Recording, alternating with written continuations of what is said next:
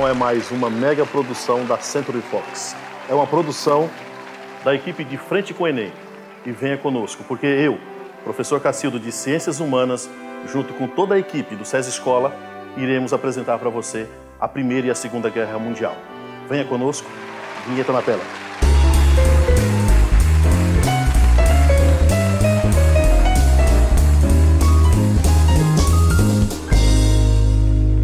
E agora para o quadro Minha Área, Minhas Regras, convidamos ele, o famoso professor e repórter Johnny Peter. Bem-vindo, professor Johnny. Obrigado, professor Cacildo, pela oportunidade de estar aqui. Hoje o nosso tema é Primeira e Segunda Guerra Mundial. E você está no quadro Minha Área, Minhas Regras. E o que você tem para trazer para nós? Vou trazer para vocês aí importantes temas relacionados ao modernismo, ou mais precisamente ao pré-modernismo. Porque, Cacildo, só para vocês entenderem aqui, mais ou menos, com propriedade, é assim, ó. A Primeira Guerra Mundial é de 1914 a 1918, confere? Isso. Beleza. A Segunda Guerra Mundial é de 1939 a 1945, confere? E o que acontecia na literatura nesse tempo? Bom, de 1914 até 1918, nós tínhamos o que nós chamamos na literatura do pré-modernismo, que foi a transição do simbolismo para o modernismo que viria em 1922 com a Semana da Arte Moderna. Agora, no que diz respeito à Segunda Guerra Mundial, nós temos aí de 1939 a 45 a segunda geração moderna, que nós temos aí de 1930 a 1945, coincidentemente. Que bom, professor, você trouxe uma cronologia das guerras, né? Da Primeira e Segunda Guerra Mundial. E o que você vai trabalhar conosco hoje aqui?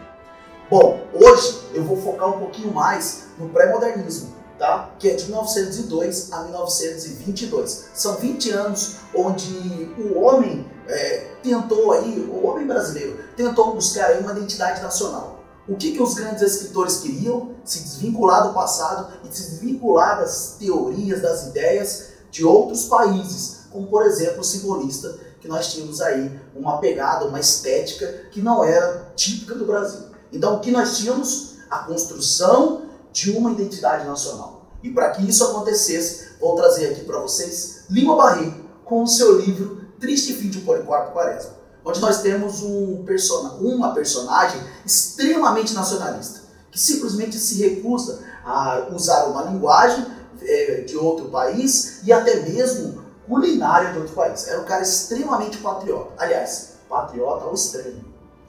É isso aí, então. Agora é com você, professor Johnny. Vamos lá? Vou trazer uma questão do Enem para discutirmos um pouco isso. Let's go!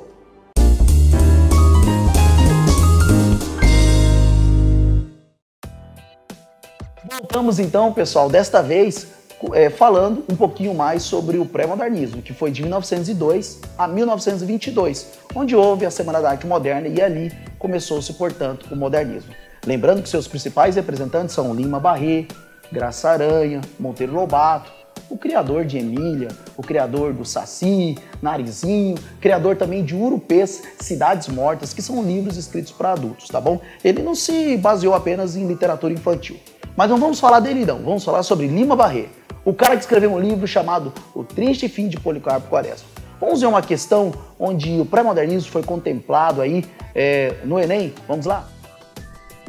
O romance Triste Fim de Policarpo Quaresma, de Lima Barreto, foi publicado em 1911. Lembrando que a Primeira Guerra Mundial foi de 14 a 18, então provavelmente tem alguma relação aí com esse conflito antes da guerra. E aí continua. No fragmento destacado, a reação do personagem aos desdobramentos de suas iniciativas patrióticas evidencia que, olha lá, letra A dedicação de Policarpo Quaresma ao conhecimento da natureza brasileira levou a estudar inutilidades, mas possibilitou-lhe uma visão mais ampla do país. Letra B. A curiosidade em relação aos heróis da pátria levou a um ideal de prosperidade e democracia que o personagem encontra no contexto republicano. Letra C. A construção de uma pátria a partir do elemento místico, como a cordialidade do povo, a riqueza do solo e a pureza linguística, conduz à frustração ideológica.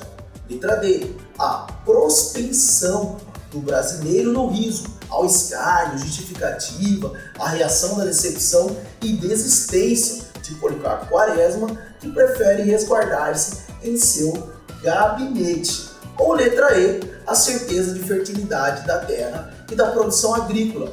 Inconstitucional, faz parte de um projeto ideológico salvacionista, tal como foi difundido na época. Parou.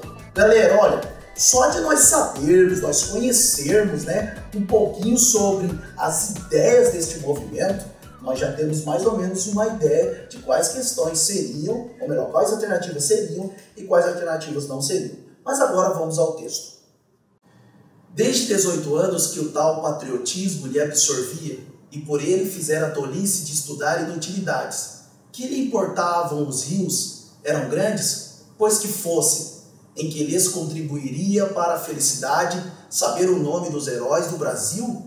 Em nada. O importante é que ele tivesse sido feliz. Foi? Não.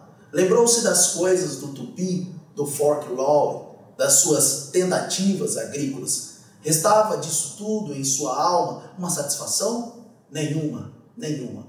O Tupi encontrou a incredulidade geral, o riso, a morfa, o escárnio, e levou à loucura, uma decepção. E a agricultura? Nada. As terras não eram ferazes e ela não era fácil, como diziam os livros.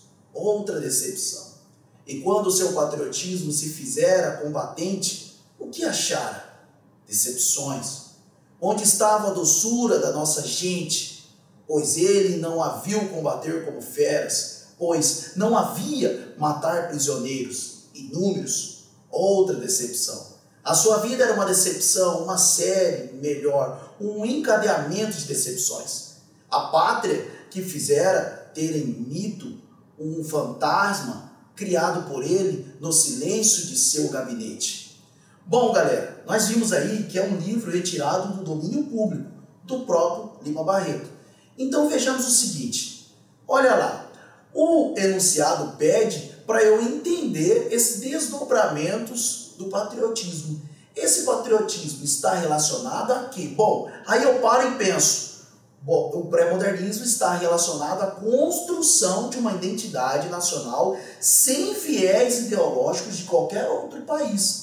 Portanto, galera, a única resposta possível só pode ser a letra C. Observe, a construção de uma pátria a partir de elementos místicos, ou seja, ele trouxe elementos relacionados aos índios, como a cordialidade do povo, a riqueza do solo, a pureza linguística, conduz à frustração ideológica. Ou seja, Policarpo Quaresma é extremamente frustrado porque ele não percebe, ele percebe, na verdade, que as pessoas não dão importância para todas essas riquezas nacionais. Por isso ele se sente totalmente frustrado.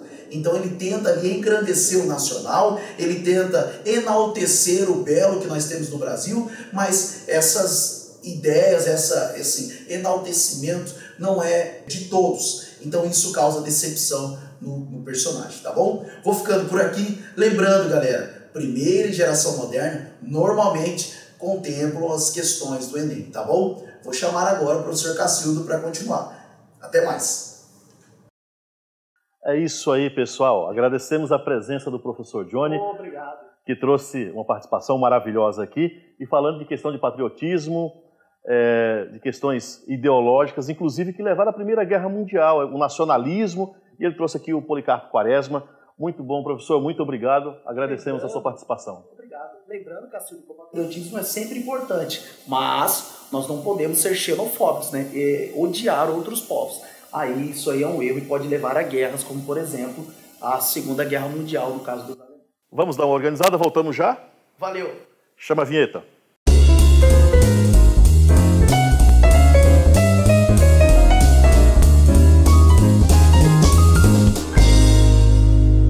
E agora, dando continuidade ao nosso De Frente com o Enem, nós vamos convidar ele, o professor especialista, para esse quadro, o professor Everaldo, o cara que vai te ensinar como se faz uma bomba atômica Porque ele é professor da área de ciências da natureza. O cara que entende de química, entende de física. Então, venha para cá, Everaldo.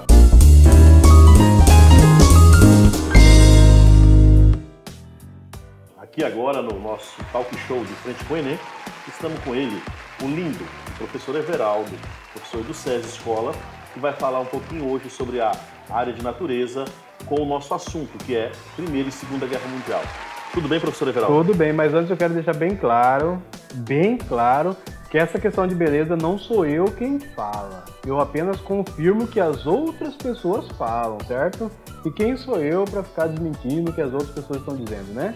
Não é verdade? Está tudo confirmado. Então vamos para o assunto que nos interessa. Professor Everaldo, o que as ciências da natureza trouxe hoje para contribuir com essa questão das ciências humanas, que é o assunto Primeira e Segunda Guerra Mundial? O que você tem a dizer? Olha só, então, quando a gente fala em Primeira e Segunda Guerra Mundial, esse período aí, ó, desde lá do começo da Primeira Guerra até o final da Segunda Guerra, é o período aí de aproximadamente 30 anos em que houve aí, ó, uma gigantesca aí evolução no conhecimento científico. Desde da evolução do átomo, modelos atômicos, a descoberta do próton, os alemães descobrindo aí, ó, na década de 30 que era possível romper aí, dividir o átomo. Então tudo isso faz parte aí da Primeira e Segunda Guerra. Só que, ó, você lembra que começou lá na Primeira Guerra e quando a gente chega lá na Segunda Guerra, no final da Segunda Guerra, o que aparece? A bomba atômica. A gente sabe que no final da guerra, já entre os anos de 42 e 45, o projeto Manhattan foi de criação de bombas nucleares. Tanto os Estados Unidos quanto a União Soviética também estavam envolvidos em projetos similares. Inclusive, os Estados Unidos testam essas armas contra o Japão. Como que essa arma funciona? Como que essa bomba funciona? Poderia me esclarecer? Então, Cacildo, você está me perguntando aqui como funciona, certo? Então anota a receita aí, galera. Olha só, o funcionamento das bombas atômicas é mais ou menos parecido, beleza? Só que o ingrediente são apenas dois, beleza? Na verdade, os mais utilizados, ó, é o plutônio 239 e o urânio 235, ó. Lembra, não é qualquer urânio, beleza? Tem que ser o 235. Por quê? Porque lá na camada de valência, lá na última camada, a gente sabe que ele não é tão estável. Então a gente precisa dessa instabilidade para causar aqueles grandes impactos e aquelas grandes explosões, beleza? E lembrando também, ó, que para que a gente consiga romper esse átomo, a gente precisa de um gatilho, certo? No caso das bombas atômicas, a gente tem ali, ó, lá na ponta daquela cápsula, a gente tem ali, ó, uma grande quantidade de dinamite. Olha só, para criar uma bomba, você precisa de bomba. Você está entendendo aí? Então, ó, a gente tem lá na ponta da cápsula lá, uma grande quantidade de dinamite que é para quê? Para romper, para quando ela vai explodir, né, que vai funcionar como gatilho, então ela explode e vai fazer o quê? Vai causar o rompimento do átomo lá de urânio, beleza? Quando eu faço o rompimento desse átomo de urânio, ele libera o quê? Nêutrons. Quando ele faz essa liberação de nêutrons, ele vai fazer o quê? Esse nêutrons vai fazer o quê? Romper outras moléculas, aí, outros átomos de urânio. Então, ó, começa aí uma reação em cadeia. Então, destrói um, esse um libera outras partículas que vai fazer destruir mais outros e outros e outros e outros, até que gera aquela grande explosão lá que a gente chama, que a galera chamava na época lá do cogumelo, aquela coisa toda, né? Uma destruição gigantesca. Inclusive, com essa evolução da aviação, para carregar essas bombas, não era qualquer avião também não. Tinha que ser um avião de um porte um pouquinho maior, tinha que ser um pouco mais rápido, porque senão ele não conseguia fugir da explosão.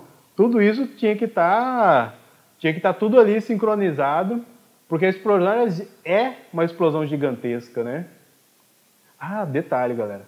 Para eu atingir um alvo ali, ó, não era simplesmente eu vi o alvo aqui embaixo e joguei, não. Eu tenho que estar antes do alvo para eu poder atingir o alvo, senão eu também não atinjo não, beleza? Se liga aí, ó, cinemática, hein? Galera do primeiro ano tem que estar ligado.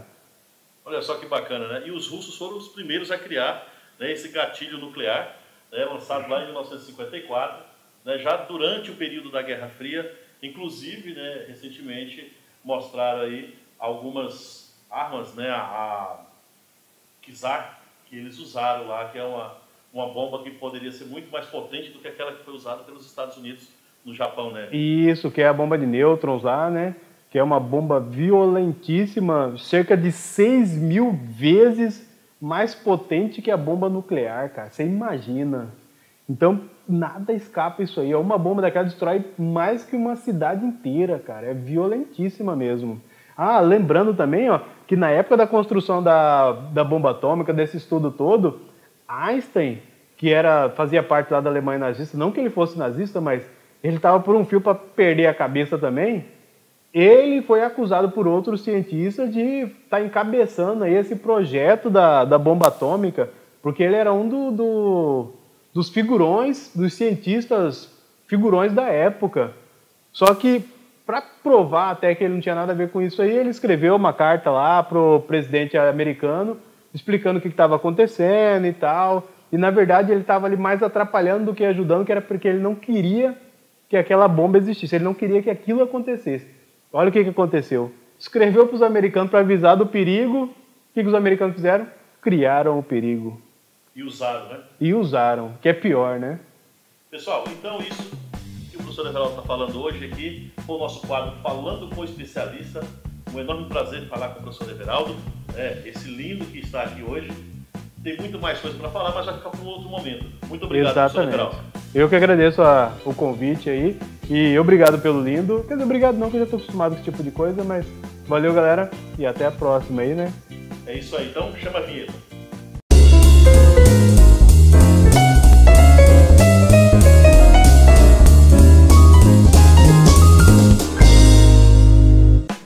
É isso aí, pessoal. Então aqui estamos de frente com o Enem. E nesse momento nós vamos convidar o professor da área de matemática, o professor Wilton, para falar sobre a importância da matemática durante as guerras. E hoje você vai ver como a Alemanha usou a matemática durante esses eventos todos. Essa área foi de extrema importância para o desenvolvimento da guerra, como Hitler fez dessa área da matemática, dessa ciência, uma forma de ganhar batalhas durante esse evento, durante a Segunda Guerra Mundial. Então, venha para cá, o Wilton, o Will Bebê. Bem-vindo, Will. Obrigado, Cacildo, você é sempre muito carinhoso, muito amoroso com a gente, vai dar isso por isso. Então, você vai tratar aqui sobre criptografia na Segunda Guerra Mundial. Quase que não sai. Quase que não sai, que a palavra é difícil, pessoal. Criptografia, melhor dizendo, agora saiu, né? Então, o que isso tem a ver, né, com a Segunda Guerra Mundial? Como que isso se encaixa dentro desse contexto geral? Assim, Cacildo, basicamente, criptografia é a arte de esconder uma mensagem, tá? Quando eu estava na Segunda Guerra Mundial, os nazistas eles possuíam uma máquina chamada Enigma, tá? Essa máquina, ela tinha basicamente 5 quilos, certo? E essa máquina ela funcionava da seguinte forma: eu tinha um painelzinho com as 26 letras do alfabeto e tal, e dependendo da configuração que eu colocasse nessa máquina, se eu apertasse a letra A, poderia aparecer a letra Z no painelzinho lá. Essa máquina, eu vou pedir licença para o editor colocar as imagens dessa máquina aí na tela para vocês, se ela cheia. A primeira imagem é uma imagem mais atual, colorida, em que tem uma mão segurando os 3 rotores que eram utilizados nessa máquina. Dependendo de como eram colocados esses rotores dentro dessa máquina, essa máquina poderia transformar o A no Z, ou o A no B, o A no C. Então assim, quem emitisse a mensagem tinha que ter a mesma configuração de quem estava recebendo. Tá? E na segunda imagem que o editor vai colocar agora para você, dessa máquina Enigma em uso durante a guerra. Interessante, né? Os nazistas usaram isso aí por bastante tempo, dificultou inclusive a entrada, né, dos invasores, conseguiram se prevenir durante muito tempo, né, quanto a isso. E os matemáticos que desenvolveram essa máquina, né? Os matemáticos alemães. Alemães, né? E a codificação, os matemáticos ingleses, né? Um matemático inglês que conseguiu, né, codificar isso aí, esses sinais. Inclusive, né? Vamos deixar um desafio, outro desafio aqui para o nosso aluno, procurar quem é esse matemático inglês que ajudou na decodificação das mensagens dos alemães contra as tropas inimigas. Isso, inclusive, está na nota, né, no dinheiro lá. Não, sem dicas. Sem dicas. Então deixa quieto. Então vamos lá. Mas essa linguagem que eles usavam, porque é um tipo de linguagem também, né? Ilustrada. Como que isso funcionava? Isso é um precursor da codificação, que é utilizada hoje nos nossos computadores. Sim, computador, mensagem de aplicativos. Sim, sim. O pessoal está ciente aí, criptografado de ponta a ponta. Você sabe do que eu estou falando, o aplicativo que eu estou falando. Aquele mesmo de mensagem instantânea. Mas linguagem de computador é uma linguagem binária? Como que você pode me falar um pouquinho mais sobre essa binária? Como que funciona esse termo? Não chega a ser uma linguagem binária, mas uma linguagem de computador, para nenhuma linguagem de computador, melhor dizendo, todo algarismo e toda letra corresponde a um código. Tá? A letra A, por exemplo, ela corresponde ao código 65. Rapaz, interessante. O algarismo 1, ele corresponde ao código 49. Aí fica meio controverso, porque o 1 corresponde a 49. Vamos pegar um exemplo. Ó. Vamos imaginar um nome. Complicado isso aí. Não é, cara, não é. É complicado para nós que nós vamos fazer, mas para o computador é simples. Vamos pegar aqui, ó, Fábio. O diretor, coloca aqui para mim, escrito Fábio aqui embaixo. Fábio, em linguagem dessa de código, de um computador, ele ficaria esse número grandão que está embaixo aí, ó. 70, 225, 90, 105, 111.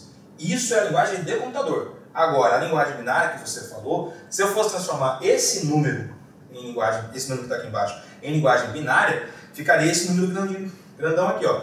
0, 1, 0, 0, 0, 1, 1, 0. Mas é muito número. É muito número. É muito número. E você quer saber o melhor? O nosso aluno sabe fazer isso. Caramba. Impressionante, hein? Sabe como que ele faz isso? Ele faz isso através de logaritmo. Logaritmo? Não sei se você sabe, mas o nosso sistema de numeração, ele usa a base 10, que é aquele primeiro número que eu coloquei.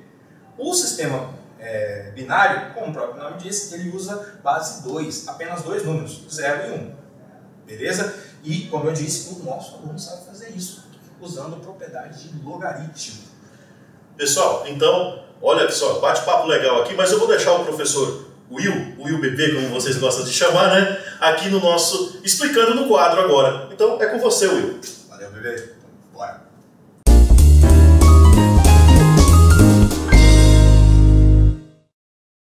É isso aí, bebês! Já estamos aqui no nosso Explicando no quadro de hoje. E sem mais enrolação, vamos tratar um pouquinho sobre logaritmo, beleza? Para fazer isso, eu vou pedir para o editor colocar em tela cheia para a gente as continhas e os exemplos que eu separei para você. Vamos lá? Editor, tela cheia para nós. É isso aí, bebês! Olha só, já estamos com o nosso exemplo aqui em tela cheia para a gente. O exemplo é esse aqui, ó. Log de 1 sobre 243 na base 3. Dica para você. Quando eu tenho um número muito grande, o que eu faço? Eu decomponho ele, bebê. Então, se eu fizer a decomposição do 243, eu vou ter ali, ó, 3 elevado a 5, ok? Então, no lugar 243, eu vou colocar 3 elevado a 5. Substituindo, eu vou ter log de 1 sobre 3 elevado a 5 na base 3, vai ser igual ao quê? Tá vendo esse 5 que está aqui no expoente do 3? Usando uma das propriedades do logaritmo, eu vou pegar esse expoente e vou trazer para frente do logaritmo, certo? Só que quando ele está aqui embaixo, ele vem aqui para frente com um sinal negativo, ok? Então o que eu vou ter? Menos 5 que multiplica log de 3 na base 3, certo? Agora, esse menos 5 que está aqui, o que eu vou fazer? Eu vou colocar ele lá em cima do 3, certo? Esse 3 que está aqui no meu log, ele vai ficar com um expoente negativo, o expoente de menos 5. Então vai ficar log de 3 elevado a menos 5 na base 3. Se você quiser fazer de um outro jeito isso aí, você pode voltar lá no comecinho, lá quando eu coloquei log de 1 sobre 3 elevado a 5 e inverter essa fração. Quando eu inverto a fração, melhor dizendo, ela já fica com um sinal negativo, beleza? E aqui, bebê, é só resolver, ok? 3, log de 3 elevado a menos 5 na base 3 é um número que é elevado a um x qualquer, que vai me dar o 3 elevado a 5. Aqui é potenciazinha simples, multiplicação e divisão, que você já sabe de cor e salteado, beleza? Então eu vou ter, no final das minhas contas ali, que esse log aqui é igual a menos 5, beleza? E para falar um pouquinho mais sobre a propriedade de mudança de base, eu escolhi esse exemplozinho aqui, ó, que é log de 32 mais log de raiz de 256 sobre log de 5. Aí você olha e fala, meu Deus, Will, o que você tá fazendo comigo? Para com isso. Calma lá, bebê. Olha só. Qual que é a dica que eu te dei antes? Quando eu tenho um número grande, eu faço a decomposição dele. E é isso que eu vou fazer. Ó. O 32, eu vou decompor ele. Decompondo, eu vou ter ali ó, log de 2 elevado à quinta potência, certo? Raiz de 256, eu sei que é 16. Então, mais log de 16. E aqui embaixo, ó, esse log de 5, para ajudar nos meus cálculos, eu vou substituir por 10 sobre 5. Beleza? O que você vai fazer agora, Will? Nada além de aplicar as propriedades, bebê. Esse 5 aqui do expoente 2, que está elevado aqui em expoente aqui que está no 2, eu vou trazer ele para frente do logaritmo. Então vai ficar 5 vezes log de 2, mais log de 2 elevado a 4. Esse 4, de onde você saiu? De onde tirou esse 4 aí, Will? Do 16, bebê. Decompôs ele, beleza? Aqui, ó, na parte de baixo, log de 10 sobre 2. Log de 10 sobre 2, usando propriedade do logaritmo, log da divisão é a diferença dos logaritmos. Beleza? Então, vou ter log de 10 menos log de 2. Fazendo todas essas contas e todos os arranjos que eu preciso encontrar, o que eu vou ter? 5 que multiplica log de 2, mais 4 que multiplica log de 2, sobre log de 10 menos log de 2. Log de 10 é a mesma coisa de log de 10 na base 10. Quando não tem nada aqui, embaixo aqui no logaritmo, na base, é 10. Então log de 10 na base 10 é 1. Então vou substituir aqui. Log de 2, o exercício, quando você for trabalhar isso numa questão, ele vai te apresentar esse valor. Aí como você sabe que é 0,3? Porque eu decorei. No caso, o exercício vai te dar, beleza? Então vamos aqui, ó. 5 que multiplica 0,3 mais 4 que multiplica também 0,3 do log de 2 aqui. Aqui embaixo fica 1 menos 0,3. Se você fizer todas as continhas, todos os arranjos aqui, você vai acabar encontrando 2,7 dividido por 0,7. Aqui, ó, dicasinha para você. Ó. Eu tenho a mesma quantidade de casas depois da vírgula. Posso sumir com ela, beleza? Dica para facilitar você na hora das contas de divisão com vírgulas. Se você fizer essa conta, aí você vai obter mais ou menos ali aproximadamente 3,8, beleza? Mas o logaritmo, infelizmente, ele não cai assim no Enem, tá? Para você só fazer a mudança de base, para você só aplicar a soma e elevar ao quadrado, esse tipo de coisa. Para a gente trabalhar um pouquinho melhor, mais voltado para o Enem, eu trouxe essa questãozinha aqui para você. Ó. É a questão 137 do Enem de 2018 da prova azul, beleza? E se você está acompanhando os nossos talk shows, se você está acompanhando as nossas lives, você sabe muito bem, bebê, que nós não perdemos tempo lendo muito o enunciado. O que nós vamos fazer? Nós vamos direto para o comando da questão, certo? Qual que é o comando da questão? Aqui embaixo, ó, a primeira das parcelas que poderá ser antecipada junto com a 30ª é. Esse é o comando. Agora, para executar o comando, aí sim eu venho no meu enunciado. Beleza? No meu enunciado, eu vou aqui em cima. Ó. Um contrato de empréstimo prevê que quando uma parcela é paga de forma antecipada, conceder-se-á, olha só que palavra difícil, uma redução de juros de acordo com o período de antecipação. Nesse caso, o meu contrato vai pagar o valor presente, que é o valor naquele momento de uma quantia que deveria ser paga em uma data futura. O valor presente P, submetido a juros compostos com taxa I por um período de tempo N, produz um valor V, determinado pela fórmula. Aqui, bebê, ó, tudo que foi explicado aqui, se você não entendeu, fica tranquilo. A gente praticamente não vai usar essa informação. Lembra de novo a dicasinha que a gente dá para você. Peguei o comando, vou ler o enunciado somente para tirar as informações. A informação importante aqui, ó, não estou dizendo que as outras não sejam, tá? Mas informação importante, essa formulazinha que o exercício dá pra gente, beleza?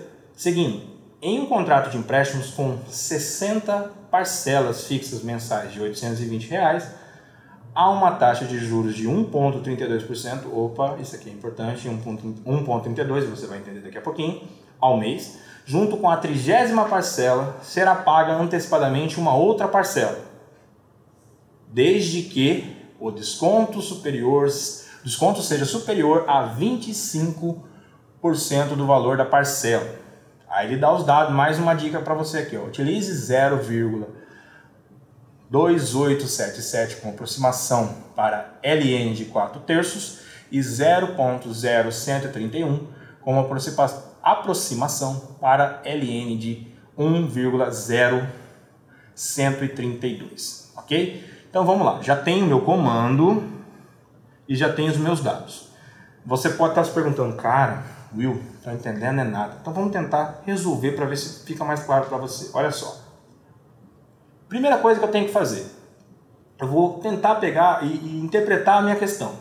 Se a gente tem um desconto de 25% no valor da parcela, o valor presente da parcela ele tem que ser menor que 75%, correto?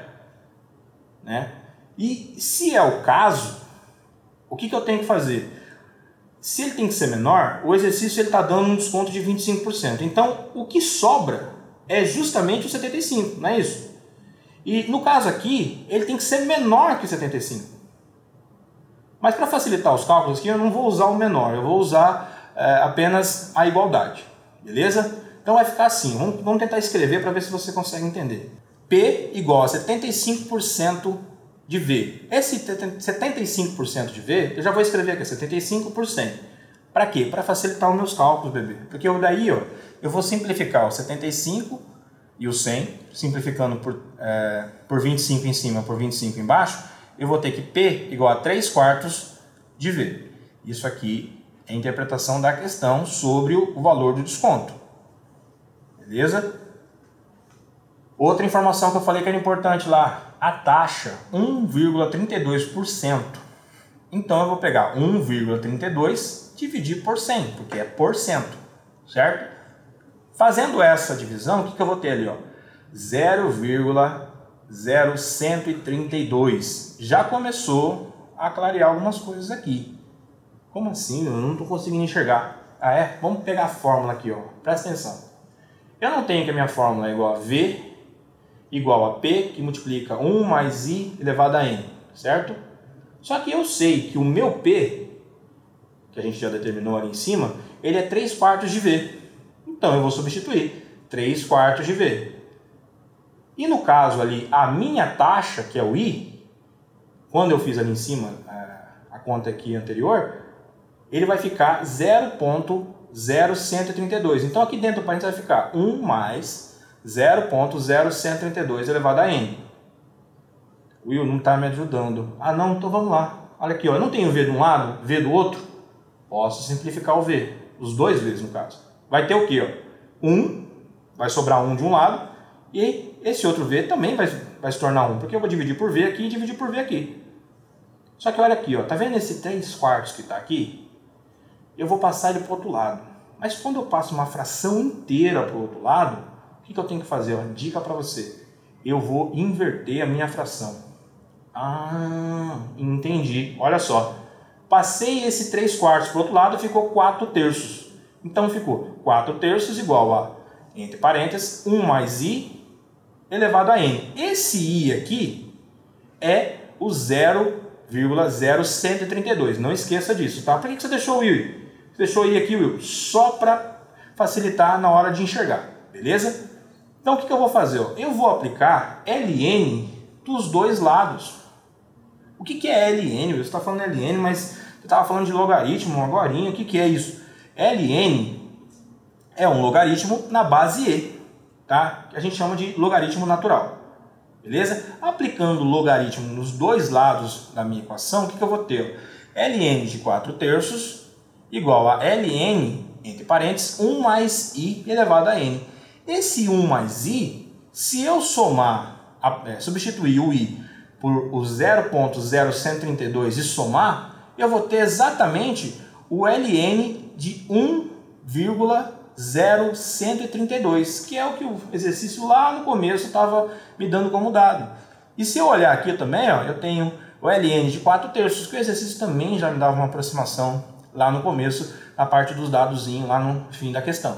Ok? Substituindo esses valores, o que eu vou ter? 0,2877 vai ficar igual n que multiplica 0,0131. Cara, onde que saiu esse n aí? Lembra lá a propriedade de logaritmo, bebê? Aquele n que estava no expoente, posso colocar ele na frente. Nesse caso, além de poder, eu devo fazer isso. Beleza? Passei o n para frente aqui, ó. Agora ficou fácil. Isolo meu n, o 0,0131 que está multiplicando passa dividindo, faço as minhas operações.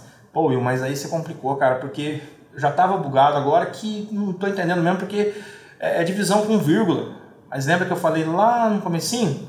Dica para você, bebê. Se eu tenho a mesma quantidade de casas depois da vírgula, tanto no numerador quanto no denominador, o que eu posso fazer? Eu posso eliminar essa vírgula. Fazendo isso, eu vou ter o seguinte, ó, n igual a 2.877 sobre 131. Aí o que eu vou fazer? Eu vou resolver isso aí. Isso é tranquilo para fazer. Fazendo essa divisãozinha, eu vou colocar aqui só um esboço para você, tá? Dos 2.877 dividido por 131, vou fazer por 2, vai ficar 262, diminuindo, vou ficar com... Aqui não é 26, tá? É 25, tá? Corrija aí para mim, por favor. Vai ficar com 257 de resto aqui. Vou poder fazer a minha divisão novamente. Não dá para eu multiplicar por 2, porque vai passar. E o que eu faço? Eu multiplico por 1. Ainda não ser... O número que eu vou multiplicar aqui não ser maior que o resto que está aqui. Beleza? Então, só lembrando que aqui ó, é 257, não 267. Então, multiplicando esse 1 vezes 131, vai ficar 257 dividido por 100 menos 131. Aqui eu poderia continuar fazendo a minha conta, mas o que interessa para mim é o seguinte, é esses dois primeiros números aqui. Se eu continuar fazendo, eu posso colocar a vírgula aqui e fazendo a minha multiplicação, a minha divisão ininterruptamente. Só que eu já descobri o valor que vai ser igual a 21, vírgula alguma coisa, né? A gente já viu aqui. Mas como eu sei que o valor tem, o valor do desconto tem que ser maior que 25, eu vou pegar igual a 22. Então o meu n, eu não vou colocar 21, alguma coisa, eu vou colocar o n igual a 22. E como ele vai pagar a 30ª prestação, então é só somar a 30ª prestação, que é o 30, mais 22. Somando os dois, eu vou ter ali 52. Beleza? Então, se eu fizer essas operações ali, eu vou ter a resposta letra C de Tuning, certo? Difícil a questão? Muito. É no TRI. Muita gente acertou, muita gente errou. Olha, eu confesso para você que eu não me recordo, mas eu tenho certeza que muita gente, se não errou, pelo menos teve muita dificuldade nessa questão. Por quê? Primeiro, não conseguia interpretar, e segundo, muito provavelmente não sabia as propriedades de logaritmo. Só que você agora já sabe, né, bebê? Beleza? É isso aí, bebê. Aqui, esse foi o nosso Explicando no quadro de hoje. Nós vimos um pouquinho sobre criptografia, né, lá no comecinho do quadro, aplicado na Segunda Guerra Mundial. Também vimos sobre a máquina chamada Enigma, a máquina que era utilizada pelos nazistas. Falamos sobre números binários. Trabalhamos ainda com mudança de base, utilizando as propriedades de logaritmo. E é claro que eu não poderia deixar de lado, resolvemos também uma questão do Enem que envolve logaritmo. Beleza? É isso aí, bebês. Cacildo, eu volto com você.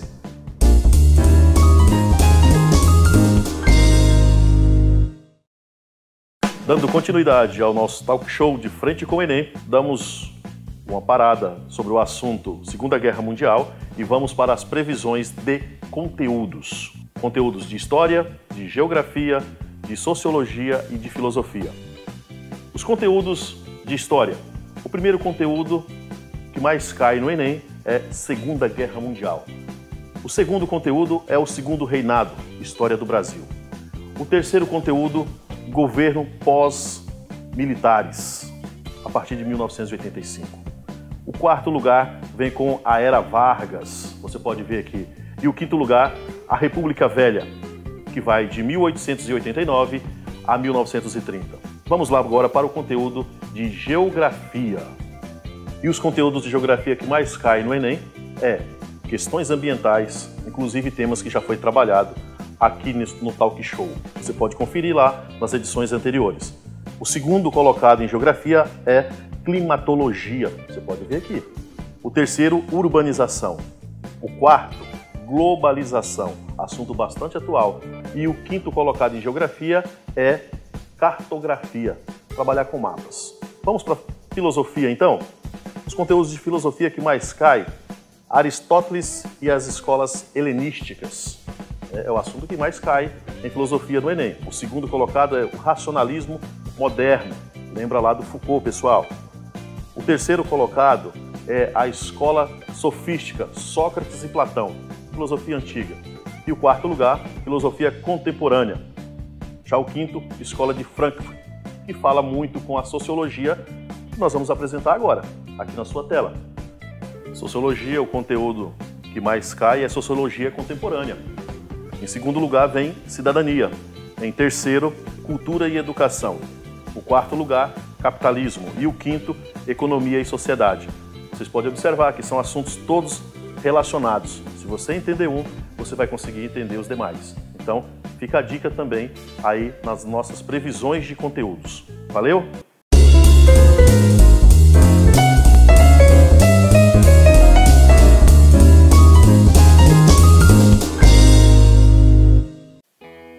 Pois bem, pessoal, estamos chegando ao fim de mais um Talk Show de Frente com o Enem.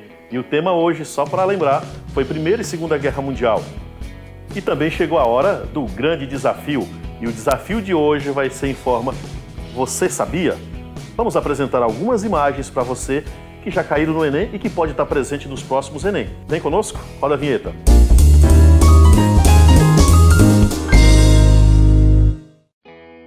Então, pessoal, vamos para o nosso desafio. Você já está com caderno e caneta em suas mãos e o primeiro assunto que vocês deverão identificar e registrar no caderno será o conceito dessas imagens a seguir. E o mais legal é que esta imagem está presente nos temas que trabalhamos hoje, Primeira e Segunda Guerra Mundial. E para ficar mais fácil, eu vou falar o que ela representa. Mas o desafio número 1 será vocês pesquisarem sobre a história desta guerra, sendo ela a Guerra das Trincheiras. Ok? Esse é o primeiro desafio. A segunda imagem remete a uma importante figura ou personagem da Segunda Guerra Mundial. Observe. Na verdade, este nome eu nem vou dizer, mas gostaria que vocês anotassem no caderno quem é ele. Anotou? Caso vocês não sabiam, eu poderia ajudar com uma palavrinha: nazismo.